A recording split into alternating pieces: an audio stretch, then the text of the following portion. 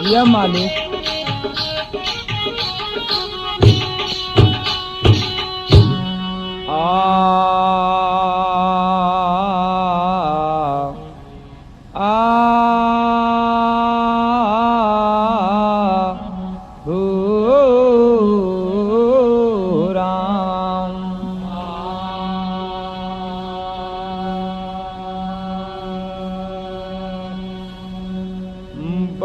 भंवरा तरसता कली के लिए, रस निचोड़ा निगोड़ा न छोड़ा कली का। डाली डाली पर बैठे कमातुरियली, पाक दामन में भर दी इरादा छली का। नई पीढ़ी जवानी की सीढ़ी पर ऐसे, पाक परिणे का काफिर भुला है चली का।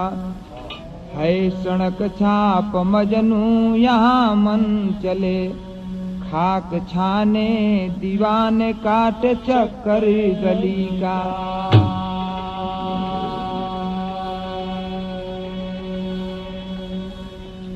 तब यहाँ तर्जबा एक लाइन तर्जबा मास्टर भोजपुरी की। बात बनवले काम न चली है, फेर तनी करवटिया हो गुजरिया चल रात में। कैसे के मनाई हो गुजरिया जिया रात में, कैसे के मनाई हो गुजरिया रात में। मगर कवि का कहना है कि नागिन नार बंवरिया हो, नागिन नार बंवरिया हो, डहरिया बोली काटी से। नागिन नार बंवरिया हो, डहरिया बोली काट से। नागिन नार बंवरिया हो, डहरिया बोली काट से। यहीं से कहानी का शुरुआत है। बात बाकहवा का कि भोजपुर जिला जवार टाढ़ी, परसी गाँव का गरिया हो। भोजपुर जिला जवार टाढ़ी, परसी गाँव का गरिया हो। भोजपुर जिला जवार टाढ़ी, परसी गाँव का गरिया हो। धर्मराज कोई रीति न बचे, संग नारी लरकोरिया हो, डहरिया बोली काट से। नागिनार बंवरिया हो, डहरिया बोली काट से। नागिनार बंवरिया हो, डहरिया बोली काट से। आप लोग बक्सर के ठीक दक्षिण तरफ जाएंगे तो एक इटाड़ी थाना पड़ता है। इटाड़ी थाना के नजदीकी जो है परसी गांव, वहाँ का धर्मराज कोयरी जिनकर 3 बेटवा, साथ में पत्नी रही के केवनो तरह जिंदगी का परवस्ती करत रहे लोगन। मगर बात बन गई। एक दिन का बात बा, हुए धर्मराज कोयरी कैलन का हो कि समय पाई ससुरारी गईले, समय पाई ससुरारी गईले, साली पे पड़ला नजरिया हो। समय पाई ससुरारी गईले, साली पे पड़ला नजरिया हो। समय पाई ससुरारी गईले, साली पे पड़ला नजरिया हो। प्यार का पंथ पंछी फिदा हो गईले, करन लगे मसखरिया हो डहरिया बोली काट से। नागिनार बवरिया हो डहरिया बोली काट से। नागिनार बवरिया हो डहरिया बोली काट से। नतीजा ही निकलल, धर्मराज कोयरी एक बार ससुरारी गईलन हो। आ जब ससुरारी गईलन तो एक थे नई नवेली साली जेकरा से कुछ काम गड़बड़ के दियलन, प्रेम हो गई। जब नयन चार भइल तो प्रेम का शुरुआत भइल। तो वहाँ एक दिन धर्मराज के साली बुला के लगलिन कहे। आ यहाँ एक लाइन तर्ज बा मास्टर, वो भोजपुरी गीत बा कि केनिया ले आवेला, केनिया ले आवेला छोट बलमुआ छोट छोट बुनावा। केनिया ले आवेला छोट बलमुआ छोट छोट बुनावा। केनिया ले आवे मोरा यार कर रंगदार बुनावा। केनिया ले आवे मोरा यार कर रंगदार बुनावा।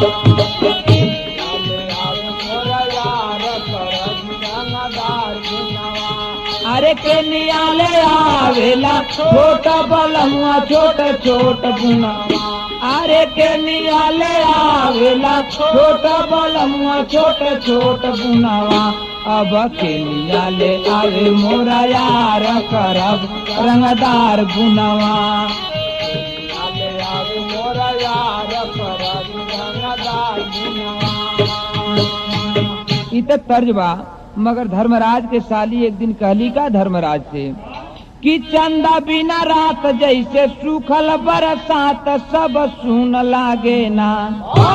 चंदा बिना रात जैसे सूखल बरसात सब सुन लागे ना। तुहरा से होला मुलाकात जियरवा दूना दून लागे ना। तुहरा से होला मुलाकात जियरवा दूना दून लागे ना। होला मुलाकात जियरवा दूना दून लागे ना। अरे तधई के कहे बाह कई दया चरा के छाह जिया खून मांगे ना। धई के कहे बाह कई दया चरा के छाह जिया खून मांगे ना। तुहरा से होला मुलाकात जियरवा दूना दून लागे ना। तुहरा से होला मुलाकात जियरवा दूना दून लागे ना। तुहरा से होला मुलाकात जियरवा दूना दून लागे ना। अध खिली कली मुस्कान भरी, अध खिली कली मुस्कान भरी लहके भौरा गुंजार किया। था प्रेम रोग छाया वियोग टूटे दिल से वह प्यार किया। नतीजा निकलल, जब जन्मी लाली आई साली, जन्मी लाली आई साली प्रेम का पुल तैयार किया। अच्छा मौका था धर्मराज को गहरी नदिया को पार किया। नतीजा ही निकलल, कुछ दिन समय गुजर गई। आज जब समय गुजरल है ओ समय धर्मराज के चौथा संतान भइल। चौथा संतान में बिटिया भइलिन। ए भैया, जब बिटिया भइलिन ओ समय धर्मराज के दुल्हन सोच गेलिन कि हम तो घर का सरुआ आदमी काहे न अपनी छोटकी बहनिया को बुला ली। जेकरे से प्रेम करत रहा धर्मराज, उनकी दुल्हन का जानकारी ना रहे। लेकिन जब 12-13 रोज के बाद सौरी घर में से धर्मराज के दुल्हन निकलिन हो ओ समय धर्मराज के जो सबसे बड़ी बिटिया जेकर नाम इंद्राणी, इंद्राणी अपनी मतारी से रो रो लगल कहे। तो कहलस का अब एक लाइन तर्ज मास्टर कि कहवा के खैर चुनावा।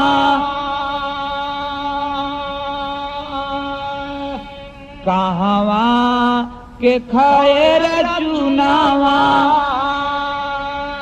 अरे कहवा के हो पान कहवा के टीकुली। अब कहवा के टीकुली लीला रावा मारे रे जान कहवा के टीकुली। जिया जिया जान कहवा के टीकुली रावा मारे रे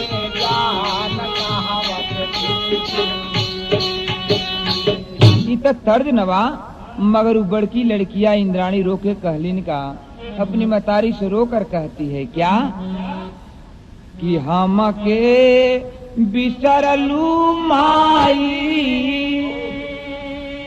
तनी से बदल के मास्टर, कि हम के बिसरलू माई, अरे नजरिया बरी से हो लो हम नाही सुतबा अकेले, अब हम नाही सुतबा अकेले, अरे डरिया लागे रे मोर हम नाही सुतबा अकेले, डरिया लागे रे मोर हम नाही सुतबा अकेले, डरिया लागे हो मोर हम नाही सुतबा अकेले। बड़की लड़कियां इंद्राणी रोके कहलक कि माई तुमके छोड़ के न गई ललो, मतारी का दिल आप लोगन जनबे करेला, बेटा बेटी के प्रति कैसन होखेला। ए बाबू, मतारी जब इतनी बात बड़की लड़किया से सुनलस तो दिल में दया आ गई। कहलिन की बिटिया हम ही ना न तोरे साथ रहली, तोहर बाबू तो तोरे संगवे रहलन, का तू बाबू पर ना सुतत रहलू का। ओ समय बड़की लड़किया रोके कहलस की माई तू बाबू का बात कहलू, तो सुना बाबू का बात का, कि बाबू सुतावे न हमके, बाबू सुतावे न हमके, अरे बतिया बोले ले कठोर, मौसी सुते ले वो सरिया, अब मौसी सुते ले वो सरिया, अरे बाबू सुते वो ही और मौसी सुते ले वो सरिया, बाबू सुते वो ही और मौसी सुते ले वो सरिया, बाबू सुते वो ही और मौसी सुते ले वो सरिया। इतनी बात कहलिन माई, बाबूजी का बात कहलू, बाबूजी कहिए का राधारा रहल। जब इतनी बात मतारी सुनलस तब तो धक दे करे जा कह दिलस, अरे बाप रे बाप, जेवनी बहन का घर संभारे खातिर बोलौले रहलिन, ऊ बहन घर संभरलस ना बल्कि घर तो हमरे बर्बाद करे जा रहल बे। ई बतिया सोच के कैलिन का, मगर बात मिलल तनी से बढ़ के था। आए लड़िकन के बतिया,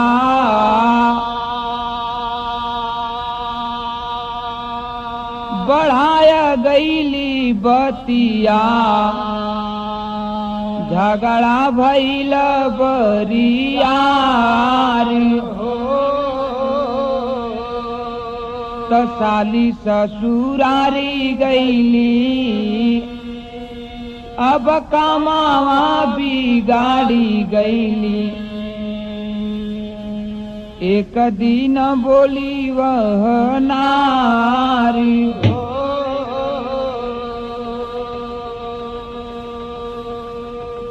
नतीजा ही निकलल कि वो अपने छोटकी बहन का नैहरे पठा दिलन। अब तो बात सोचे लगलन। एक दिन डांट के धर्मराज के दुल्हन कहलिन का हो कि बोलल गुजरिया कवनो करना कमैया त कैसे कटी, जिंदगी के रे समैया त कैसे कटी, जिंदगी के रे समैया त कैसे कटी, जिंदगी के रे समैया त कैसे कटी। गाना गुड़िया बेच कैसो काम के चलाइला, गाना गुड़िया बेच कैसो काम के चलाइला, गाना गुड़िया बेच कैसो काम के चलाइला, आ करके कटिया बिनिया बैठल तोहरो के खियाइला, करके कटिया बिनिया बैठल तोहरो के खियाइला, करके कटिया बिनिया बैठल तोहरो के खियाइला। आधा जल में नैया पड़ली, सोचला उपैया त कैसे कटी, जिंदगी के रे समैया त कैसे कटी, जिंदगी के रे समैया त कैसे कटी, जिंदगी के रे समैया त कैसे कटी। ए बाबू, एक दिन डांट के धर्मराज के दुल्हन कहलिन की सुना, ए तरे बैठलवा कितने दिन, जितना पास में गहना गुड़िया रहल सब गहना गुड़िया बेच देली तोहरे कारण बेच देली, बेच के परिवार में लगा देली। पढ़ लिख के तू नाकाम बैठल बाड़ा, कौनो उपाय ना सूझत बा, कुछ तो करा तबे तो जिंदगी का परवस्ती चली। ई बात धर्मराज के दिल में खटक गई, बात मेहरारू का ताना लग गई।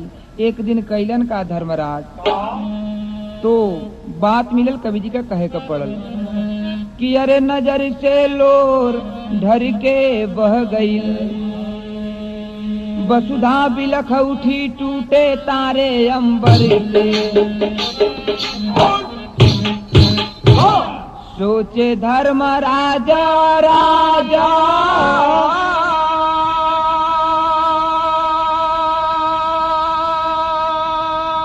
अरे हमारो बिलाई गईले, होकर खात बीतली उमिरियाए बाबूजी। 8 अप्रैल सन 87 वाला दिनावा के नारी जब गईली बधरियाए बाबूजी। तीनों लड़िकन के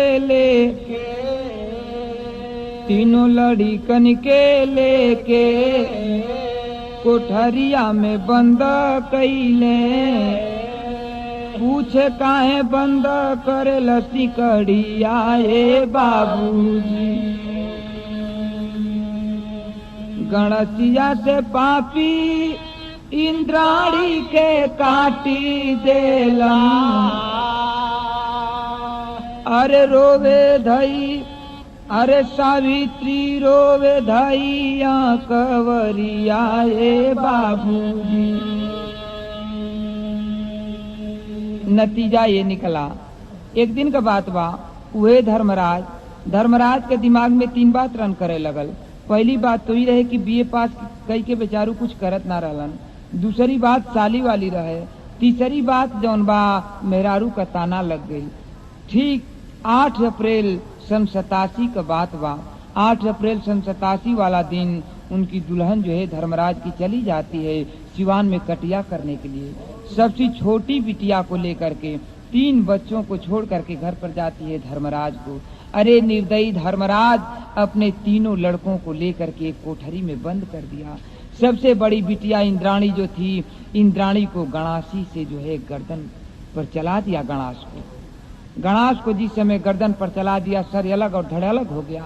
उस समय जो छोटी बिटिया उससे थी जिसका नाम सावित्री था, सावित्री बाबू अखबार में धर करके रो रो करके कहती है क्या, तो वही बात कहती है तर्ज मास्टर कि तारे तारे तारे कितने नील गगन के तारे, तारे तारे कितने नील गगन के तारे, तारे तारे कितने नील गगन के तारे। उस समय छोटी लड़की जो है सावित्री बाबू इतना डर गई थी, अखबार में अपने पिता की जो है पैर को पकड़ लेती है और रो करके कहती है कि बाबू बाबू बाबू काहे हमके जान से मारा, बाबू बाबू काहे हमके जान से मारा, बाबू जान से मारा। हम तोहरो संतान ऐसे कहे निहार, बाबू हो बाबू कहे हमके जान से मारा, बाबू बाबू कहे हमके जान से मारा, बाबू। अरे बाप रे बाप, इतना कहती रह गई मगर कुछ नहीं निर्दयी की दया आई। नतीजा निकला, गणास को चला ही दिया। जो सबसे छोटा सा लड़का था, जिसको लोग भीमसेन कह करके पुकारते थे, भीमसेन कोने में दुबक गया था। जा करके दौड़ करके धर्मराज उसकी कलाई को पकड़ लेता है। पकड़ कर जिस समय गर्दन पर गणास को ठेकाता है, उस समय छोटा सा लड़का रोकर कहता है क्या कि अरे काहे बाबू बनेला, अब काहे बाबू बनेला, मुदैया न हो दिहला मुड़िया लगा। काहे बाबू बनेला, मुदैया न हो दिहला मुड़िया लगा। काहे बाबू बनेला, मुदैया न हो दिहला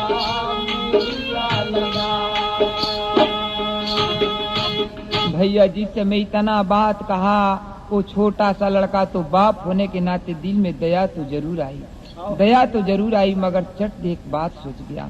सोचलन का कि सोचे धर्मराज देई भेदावा जनाई, सोचे धर्मराज देई भेदावा जनाई, धर्मराज देई भेदावा जनाई।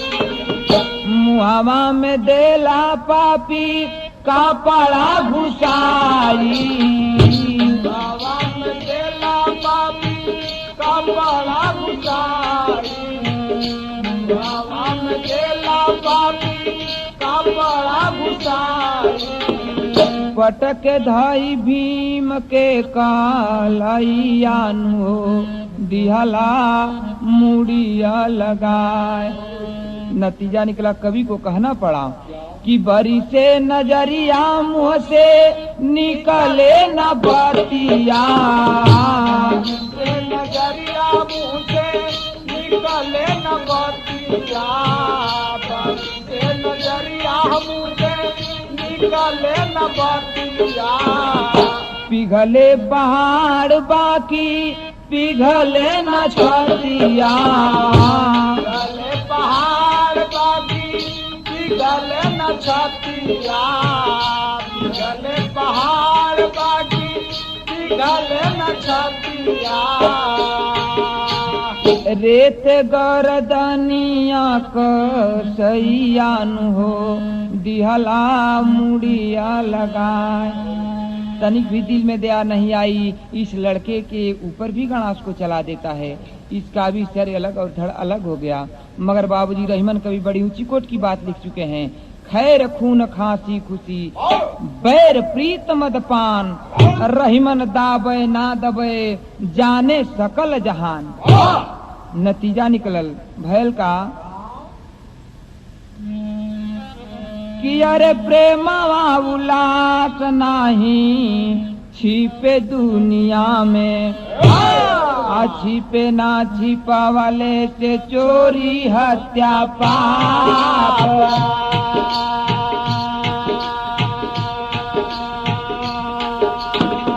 खूनवा कपारे चढ़ी बोलेला मुदैया, करनी परापाना करेला पश्चाताप, करनी परापाना करेला पश्चाताप। हनवाई टाढ़ी धर्मराज चली अइले, हनवाई टाढ़ी धर्मराज चली अइले।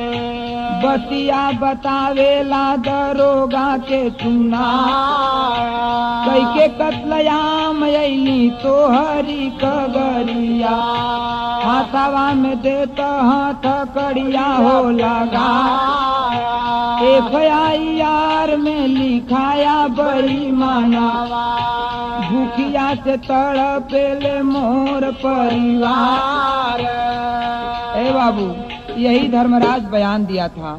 मैं इसलिए अपने बच्चों को काटा कि मेरे घर में कुछ खाने के लिए नहीं था।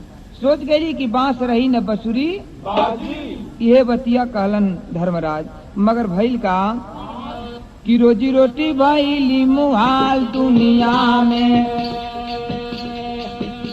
अरे रोजी रोटी भइली मुहाल दुनिया में, भइली इनका वायरी होई गईले गिरफ्तार, सेंटर जेल बगसर में बंदी बनी गई, रूम नंबर 19 से में बदकार हो, आए हवर लवटी जब अली दुल्हन, हसिया बहावेली अब जार हो बेजार, हसिया बहावे अब जार हो बेजार, हसिया बहावेली अब जार हो बेजार। अरे तयाई हो विधाता भेज हम के महुअतिया, अब बचवन के बिन सुन लागे संसार, बचवन के बिन सुन लागे संसार, बचवन के बिन सुन लागे संसार, बचवन के बिन सुन लागे संसार, बचवन के बिन सुन लागे संसार, बचवन के बिन सुन लागे संसार, बचवन के बिन सुन लागे संसार। वही सेंट्रल जेल में आया, बक्सर सेंट्रल जेल में बंदी बन करके आया। 19 नंबर सेल रूम नंबर 2 में दिया गया। तो जिसे जेल में भी सेल होता है जिसे तन्हाई कही जाती है, तन्हाई में दिया गया। नतीजा ही निकलल, अंतिम प्रमाण गाना के देवे का पड़ल। तो जब लवट के उनकर दुल्हन अलिन तो ऊ रोवे लगलिन। नतीजा निकलल की मुलाकात करे बक्सर सेंट्रल जेल में लिन तो भयल का कि बिरही बन के बंवरिया अब रोवेले पगली, गम में आंसू भर नजरिया रोवेले पगली, गम में आंसू भर नजरिया रोवेले पगली, गम में आंसू भर नजरिया रोवेले पगली, रोवेले पगली हो रोवेले पगली हो रोवेले पगली, गम में आंसू भर नजरिया रोवेले पगली, गम में आंसू भर नजरिया रोवेले पगली। बाग लूट गया लूटा बागवा, मालिन की बची रुलाई, सुनिया के पति पुत्र को हेरत जब ना पाई, निहारे स्वर्ग की दुआरिया रोवेले पगली, रोवेले पगली हो रोवेले पगली हो रोवेले पगली, निहारे स्वर्ग की दुआरिया रोवेले पगली, निहारे स्वर्ग की दुआरिया रोवेले पगली। नतीजा निकला चौथे रोज उसका पति जो है बक्सर सेंट्रल जेल में गले में फांसी लगा करके मर गया। आज भी प्रमाण है, 4 पुलिस सस्पेंड हैं, मगर इसकी जो औरत थी धर्मराज की दुल्हन, वो बेचारी घर पर जाती है, घर पर जिस समय जाती है तो इस दुनिया को छोड़ करके वो भी चल बसी। आज वह लड़की जिंदा है, सबसे छोटी लड़की जो कि पुलिस की कस्टडी में है। तो गाने का अंतिम प्रमाण था, जय जखाड़ गुरु जद्दू लौटन हबीबुल्ला की फुलवारी, गंगा सागर कथन करे सुबास की तैयारी हो, नजर से लोर झर के बह गई, यादव ओम प्रकाश की महिमा शारद स्वर से, नजर से लोर झर के बह गई,